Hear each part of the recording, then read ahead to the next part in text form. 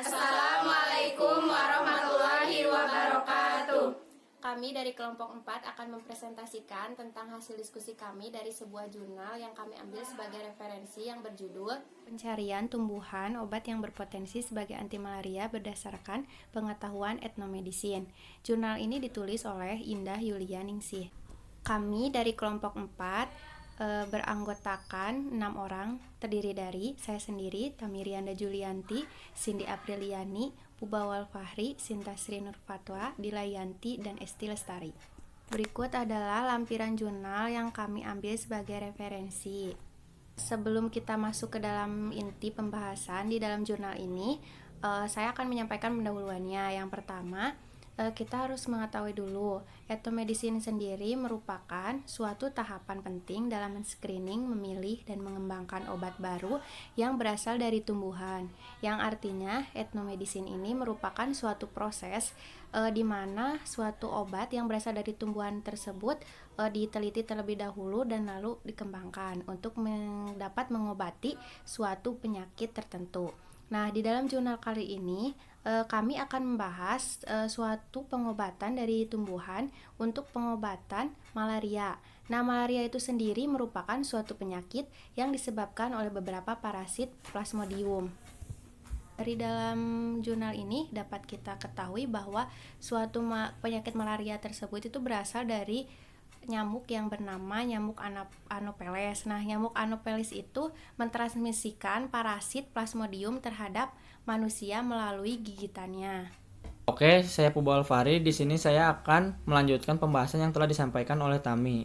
Di sini saya akan membahas tentang latar belakang masalahnya jurnal ini, yaitu peningkatan resistensi vektor terhadap insektisida serta peningkatan resistensi parasit terhadap obat malaria seperti klorokuin dan artemisinin. Beberapa tumbuhan dapat digunakan sebagai obat malaria. Di dalam jurnal ini terbagi menjadi dua cara, yaitu penggunaan oral dan penggunaan eksternal.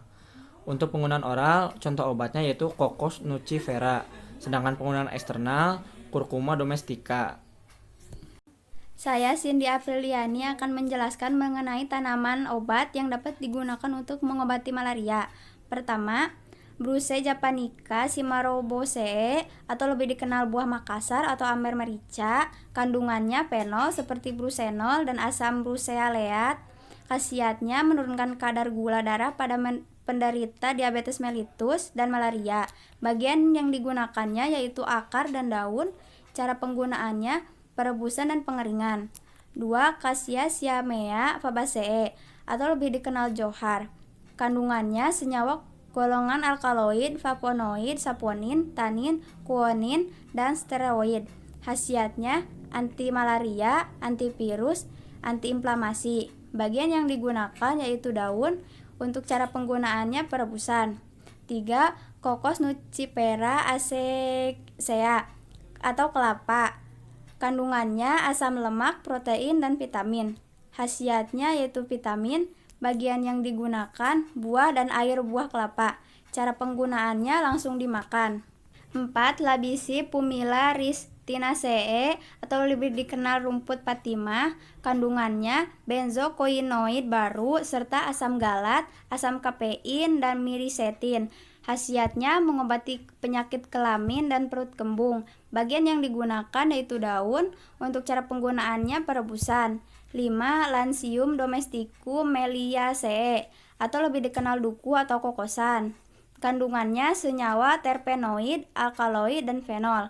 Khasiatnya antioksidan, malaria, dan obat cacing. Bagian yang digunakan biji buah.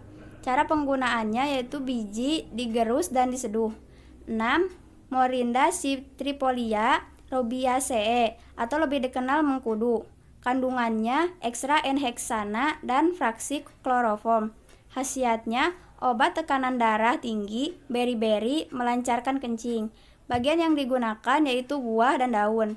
Cara penggunaannya perebusan dan diekstrak melalui pengeringan. Esti Lestari akan melanjutkan poin-poin dari Cindy. Yang ketujuh, Ocimum tenuiflorum lamiciae yang bisa dikenal basil suci atau tulsi. Kandungan asam oleanik, asam ursolik, dan lainnya. Khasiat mengusir serangga. Bagian yang digunakan biji, daun, dan bunga. Cara penggunaan pengeringan dan perebusan. 8. Phyllanthus niruri atau Phyllantheceae bisa dikenal meniran. Kandungan senyawa terpenoid, alkaloid, dan fenol. Khasiat malaria, hepatitis, dan disentri. Bagian yang digunakan biji buah. Cara penggunaan digerus dan diseduh. 9.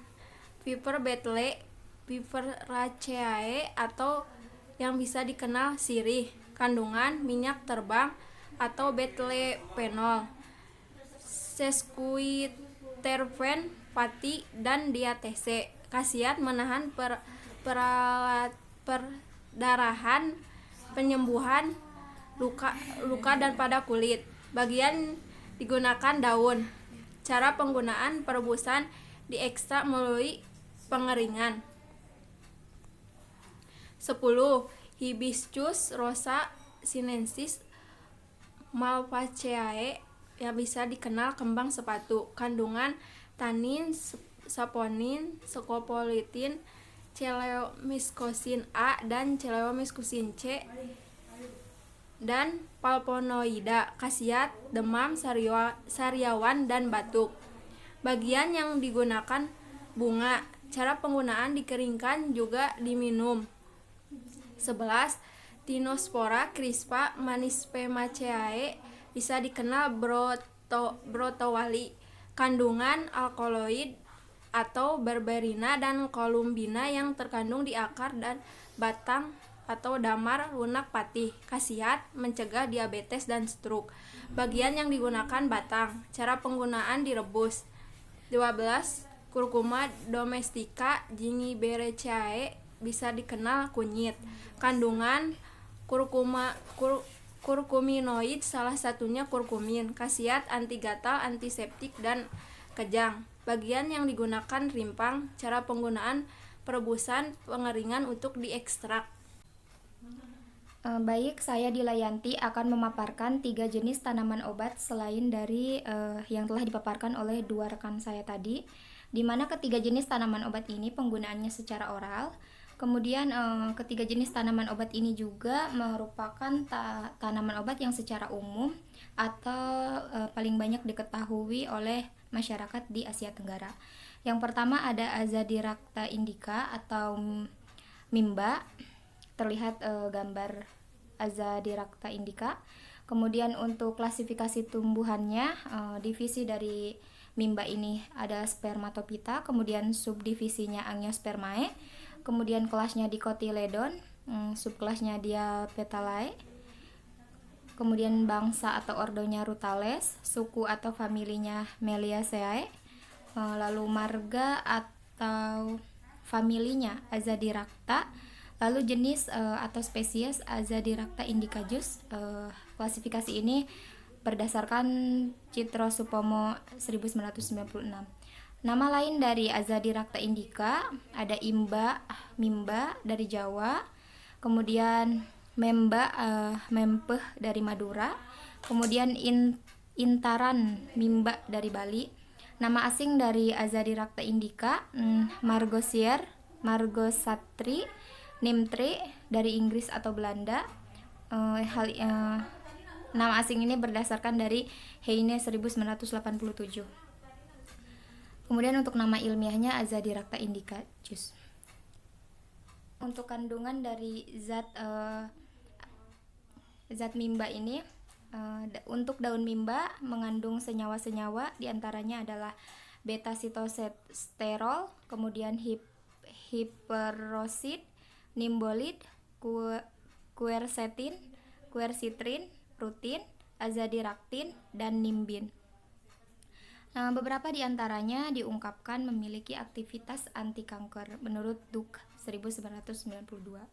Kemudian untuk khasiat dari mimba ini, di India tanaman ini disebut the village pharmacy, di mana mimba digunakan untuk menyembuhkan penyakit kulit, antiinflamasi, demam, antibakteri, antidiabetes, penyakit kardiovaskular, dan insektisida menurut MC Caleb 1986. Kemudian daun mimba juga digunakan sebagai repelan, obat penyakit kulit, hipertensi, diabetes, anhelmintika, ulcus peptic, dan antifungi. Selain itu bersifat antibakteri dan antivirus menurut Narula 1997. Cara penggunaan dari mimba ini sebagai tanaman obat, yaitu seduhan kulit batangnya digunakan sebagai obat malaria. Penggunaan kulit batangnya yang pahit dianjurkan sebagai tonikum atau obat kuat. Kemudian kulit batang yang ditoreh pada waktu tertentu setiap tahun menghasilkan cairan dalam jumlah besar. Cairan ini diminum sebagai obat penyakit lambung di India. Daunnya yang sangat pahit di Madura digunakan sebagai makanan ternak.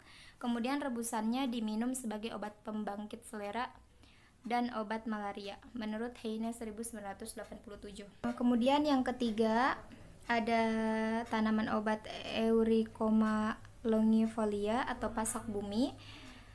Klasifikasi dari tumbuhan pasak bumi ini divisinya Magnoliophyta, kelasnya Magnoliopsida, subkelasnya Rosidae, kemudian ordonya Sapindales, kemudian familinya Cimarobaceae, genusnya Eurycoma, dan spesiesnya Eurycoma longifolia Z. Kemudian untuk kandungan zat dari pasak bumi ini ada mengandung Eurycoma lacton, amaraloid, dan euricomanol, yang mana dari pasak bumi ini juga mengandung quasionid yang berfungsi untuk menghambat virus malaria yang aktif pada tubuh, sehingga virus tersebut tidak menyebar ke jaringan tubuh lainnya. Senyawa ini juga dapat membunuh bakteri Plasmodium falciparum yang bisa menyebabkan infeksi pada penderita malaria. Selain mengandung senyawa quasionid tadi, pasak bumi juga mengandung euriquimanon tadi, yang sangat baik untuk mempercepat proses penyembuhan penderita malaria. Untuk khasiat dari pasak bumi sebagai diuretika, antipiretika, dan aprodisiaka. Kemudian untuk cara penggunaan dari pasak bumi ini, bagian yang digunakan adalah akar, yang mana akar akan dijadikan sebagai simplicia melalui proses pengeringan. Oke, saya Sinta Sinur Fatwa akan menjelaskan mengenai metode pembuatan yang paling banyak digunakan pada pengobatan malaria, yaitu penggunaan obat secara peroral.